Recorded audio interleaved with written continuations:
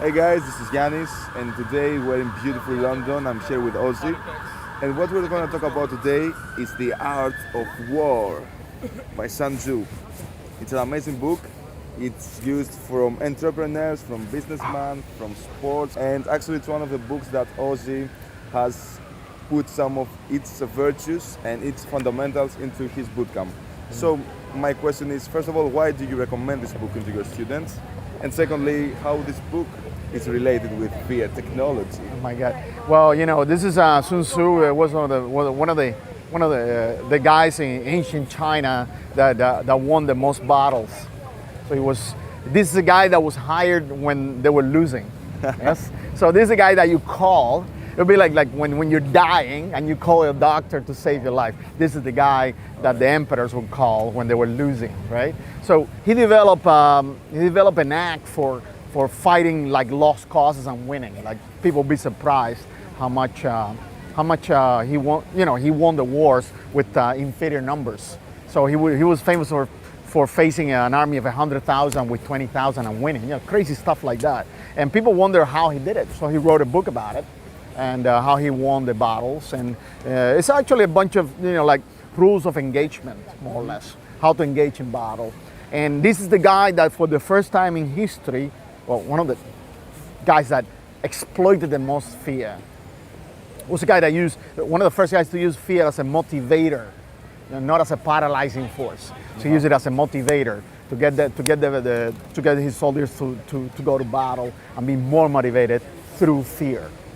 And he was the first guy to discover that fear was a powerful force, that it could make people fight better, fight more efficiently, and also have what he called tunnel vision, like they really focus. Right. They really focus. And it was discovered recently that these tactics were used in the Vietnam War.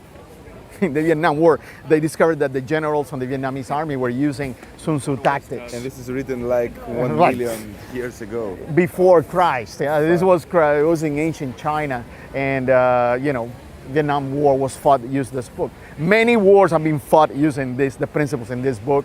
This is the book that's being used by most CEOs. This is one of the most quoted books in history. And the simple explanation is that he was the first one to use fear as a motivator, as an empowering force rather than a disempowering force. Mm-hmm. In our game, that guys get disempowered by fear. So they have these feelings in their body, their symptoms in their bodies, and it disempowers them.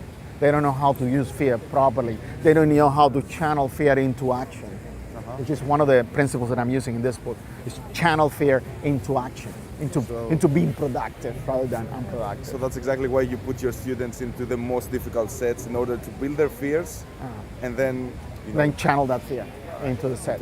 Also, the second principle of the book is that you only perform when you have to. Yeah. And this is part of the reason why I put my students in front of a difficult set, because believe it or not, in the most difficult sets, that's where you're going to do your best performance. Because you have to. You have no choice. If you don't do your best performance there, you're going to look really bad. And I use exactly the same principles. The same principles can be used in daytime. It can be used in your job. It can be used to improve your skills in football, in any sport, in any skill-related activity. Fear technology is useful. It's going to take your game to the next level. Right. So this is a great book. It's a great book. I recommend it.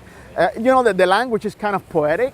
It kind of like turns guys off, like it throws guys off. And I always say, if you don't want to read the book, go to YouTube and watch the documentaries. It's like 20 documentaries or 30 documentaries about this book. It would explain everything, what it means, and even give you backstories about Sun Tzu and his personality. So. Yeah, I've seen it on the Discovery Channel. I think it's like 2 hours or something. It's really fast to see. So. Yeah, if you go to YouTube, you have hundreds of them. Like you can watch, It's also one of the most quoted books in history. That's what they say. So. Thank you very much for watching. Boom! Check it out. Awesome.